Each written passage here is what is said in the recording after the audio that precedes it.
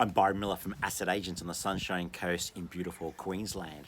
Are you a property investor and you have a tenant that you need to evict? Well, I'm going to walk you through exactly how to do that. If you find this video helpful, subscribe to my YouTube channel for additional updates as they come through. So let's start with the easiest way to evict a tenant. Is your tenant currently in a lease? And when does that lease expire? Now, if the lease has already expired, the easiest way to evict a tenant is to give them a notice to leave with 8 weeks notice. That's probably the first surprising thing.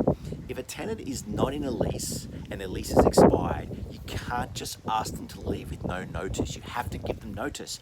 And in fact, you have to give them 8 weeks notice. But what if they're in a lease and their lease is expiring and it's coming up to being the end of the lease in, say, the next 3 weeks? Surprisingly, you cannot get them to leave at the end of the lease with 3 weeks notice. Even when their lease is ending, you still have to give them 8 weeks notice. So what does that mean? As the lease gets to 9 weeks away from expiring, that's when you need to be ready to send them the notice to leave documentation that you'd like them to leave on the lease end date. But what if they're in a lease and their lease still has months and months and months to go and you just want to get them out? Well, it's also not that simple. Leases are in place to protect you as the property investor, but they're also in place to protect the tenant. And there's a legislation process you need to go to get your tenant evicted. The first thing you have to wonder is the reason that you want to evict your tenant valid? So, for example, say you want your tenant to leave because you want to put the house on the market. You can't do that. What if you want your tenant to leave because somebody else has offered to pay double the rent? Can't do that either. What if you want them to leave because you've got a family or friends that want to move into the home? Can't do that too. The reason for you to evict the tenant has to be a valid reason. But on top of that, the tenant has to be given an opportunity to rectify your concerns. And all this needs to be done as per legislation and as per particular documentation notification. So what are the common reasons a landlord legitimately would like to have a tenant be evicted? Well, the big one, non-payment of rent. So if a tenant is not paying their rent, you can evict them. But as I produce this video, we currently have COVID-19. So right now, when this video is being done, under COVID-19 in Queensland, Australia, if a tenant is not paying their rent, they can't be evicted. So that makes it a little bit prickly. Now, if COVID has ended and you're watching this video now, yay, we survived. There is another process you can follow. Another reason you may legitimately want to evict a tenant is the tenant is being a nuisance to the neighborhood. Playing loud music, having big parties, using foul language, burnouts in the streets, things like that. If a tenant is being a nuisance to the neighborhood, they can get evicted. The third big reason is they're simply not looking after the property. Tenants have to keep a property clean and tidy. And if the place is being damaged or there's holes in the wall and they're just not looking after the place, they can be evicted. Now, before you evict your tenant, you've got to give them the opportunity to rectify your concerns. So the first thing you need to do is you need to issue them with what's called a Form 9. If you go onto the RTA website, you can download a Form 9 and it's called a Notice to Remedy Breach. And it basically says that you are breaching them for your concerns and they've got a particular time frame to rectify your concerns and that breach. If they don't rectify your concerns in that breach within the time frame, then you have an opportunity to issue them with a notice to leave. For example, with a notice to remedy breach, if it's due to unpaid rent and we're not in the COVID-19 situation, a tenant has 7 days to rectify the notice to remedy breach. So what that means is they've got to then pay their rent up to date within 7 days. Now, at that 7th day, if they have failed to do that, then you've got the ability to give them a notice to leave.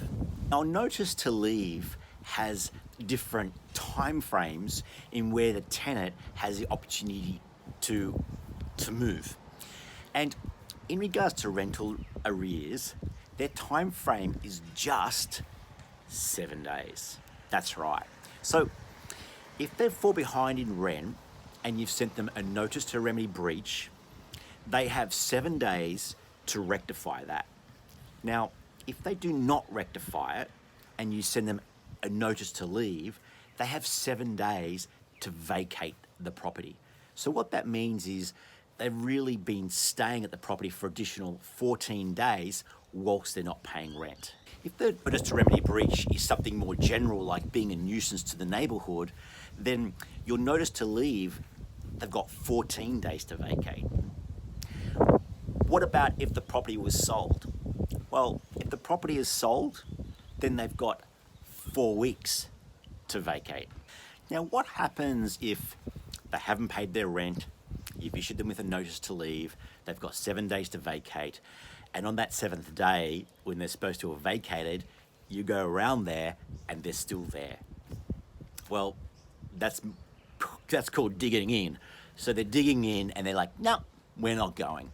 So what you have to do then is you have to take them to court. And the way you do that is you have to lodge an urgent QCAT claim. So an urgent QCAT claim is a form you have to fill out. Then you have to go to the closest courthouse where your investment property is, and you then need to lodge that urgent QCAT claim to have them evicted by a judge. Now, while I don't get too many of these, I have had a situation where we sent a tenant a notice to leave and they failed to leave. So we then had to put in an urgent QCAT claim, and a court hearing was set within 14 days, and it was going to be on a Monday. And as we're preparing our case for that court hearing for the Monday, that Sunday night, those tenants vacated. So we didn't have to attend court, and the tenants had moved on. So urgent QCAT claims and court hearing being booked can have that effect on tenants as well, because they didn't really have a leg to stand on. But it can also go the other way, where you may go to court and the judge grants you a win, where they say, yes, the tenant has to vacate within 7 days. And then in 7 days you go around and they're still there. What do you do? Well, that's where you get the police involved.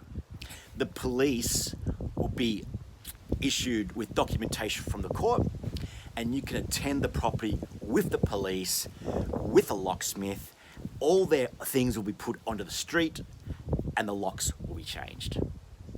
Now, obviously, you don't want to get to this point, but if you do, at least you know that you've got the law behind you, and you can take the police with you, and you can take a locksmith, and the house can be secured, and all the items can be put in the street, and you've followed legislation. Now, at the start, I said, what is the reason you want to evict your tenant? The most common one is non-payment of rent.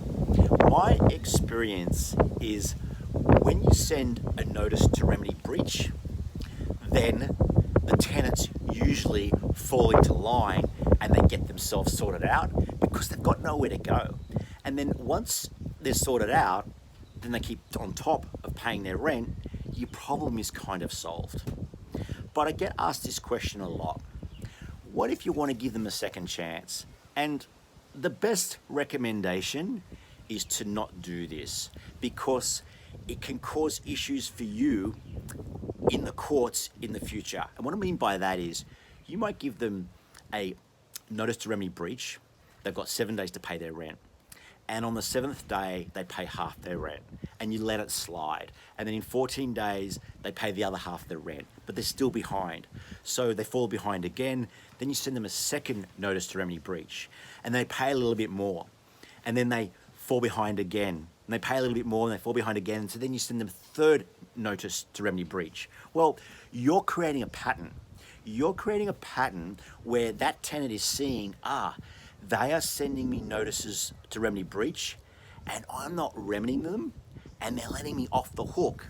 Now, if you do that a couple of times and you then send a notice to leave, they have a valid reason to not leave because you've misled them in the past. So my best recommendation to you is do not do that. Do not send multiple notice to remedy breaches because it's misleading to your tenants. You need to send them one. And if it's not remedied, you then need to send them a notice to leave, eviction notice, and be done with it. Look, if you found this video helpful, subscribe to my channel, keep up to date with other things that I've got coming on. If you're on the Sunshine Coast and you have a challenging situation with a tenant, give me a call, shoot me an email. I'm happy to give you some advice. I'm happy to help you out. Sometimes it's just a third party that's been doing this for a long time is all that's needed to get tenants in line.